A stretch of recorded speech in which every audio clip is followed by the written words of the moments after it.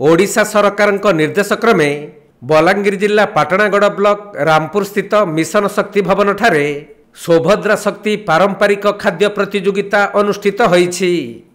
एही प्रतियोगिता रे 30 टी महिला स्वयं सहायता गोष्ठी अंशग्रहण करी सुजी मंडा, रसमंडा, मांडिया सुजी, मैदा बिस्कुट, चाउल मंडा, मांडिया मालपुआ, बाजरा बरा, मांडिया छतु, खीरी और चाउल बरा आदि प्रस्तुत करी प्रदर्शन करथिले।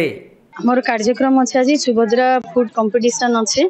हमर ट्रेडिशनल खाद्य जहाँ हमर अछि से तार उपरे हमर माँ मानकर एसएचजी माँ मानकर गुटे कंपटीशन प्रतियोगिता होछि।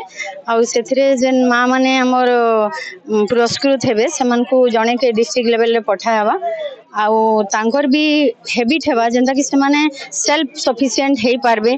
से माने एंता विभिन्न प्रकार खाद्य बनै करी से माने निजे लोकन को बिक्री करी करी भी से माने जेंता कि तांकर निजर गुडे से माने ठिया हे पारबे तकर एसएचजी ग्रुप पे आके नै पारबे से तार ऊपर भी प्रमोट करा होचे। आउ हमर ट्रेडिशनल खाद्य जहाँ लुकाई थी रही जाइए से ट्रेडिशनल खाद्य के भी केंता करी आमे लोक व्यवहार करबे से तार ऊपर भी हमर आजिरो कार्यक्रम हमर करा होचे।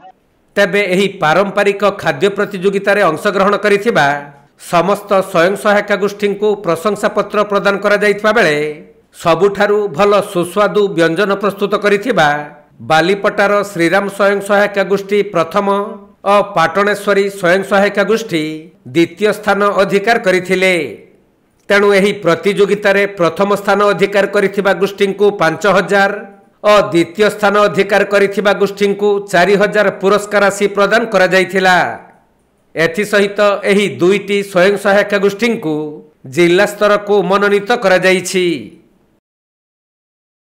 आज कार्यक्रम होजे ओडिशा सरकार गुटे वर्ष पूर्ण हला ई उपलक्षे ओडिशा सरकार कार्यक्रम चली विभिन्न कार्यक्रम माने तार भितर ई कार्यक्रम गुटे अन्यतम है। ई कार्यक्रम रो उद्देश्य है आमर जेन पुराना कालिया खाद्य माने लुप्त पाइगलान आधुनिक खाद्य माने चली यादे आपनकर फास्ट फूड जेनटा के बोलुछन चाउमिन हला मंचूरियन हला सेटा यार बढ़ी चली जेनटा कि लोक माने बेमार सेमार पड़ुछन सेटा के पुराना आमर खाद्य जेना थिला मिलेट हला मांडिया हला गुंजी हला कूदो हला से खाद्य के फैन जेनटा लोक ग्रहण करबे सेथिर लागि गुटे इने गुटे प्रतियोगिता चली छे। आर खाली आमर पुराना जेन निजर चाष कलाटा से कूदो मांडिया गुंजी ई टाइप रो खाद्य रो प्रतियोगिता चली छे। आर जेन मानकर प्रोत्साहन भी देवार सरकार व्यवस्था कइछन।